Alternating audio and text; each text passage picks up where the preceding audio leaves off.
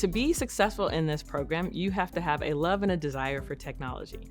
But if your previous work experience, your previous educational level is not based in technology, fear not. Our program allows you to start at the bottom and really gain insight. So if you come in stronger with a business mindset, you're going to pick up all the IT skills that you really need. If you come in from an IT perspective and that's your only information that you're bringing to the table, then you're going to gain a lot of the business knowledge and the questions you need to be asking from a business perspective. But in the end, what you're going to gain is strengths in the area that you maybe had weaknesses coming in.